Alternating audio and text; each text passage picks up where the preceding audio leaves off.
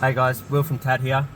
Got a 2010 Audi A7, customer complaint, blank screen.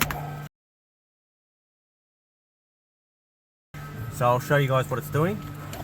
Screen comes up, radio works, but no pictures, no nothing on the screen. I found the repair, so I just want to share it with you guys.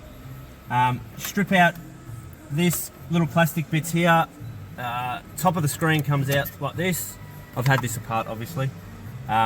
Vents come out, nice and easy. Just a few 8mm. Couple of wiring plugs here.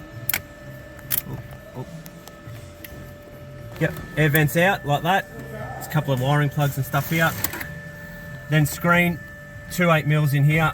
Nice and easy. Comes out like this. You've got all your wiring plugs on the bottom here.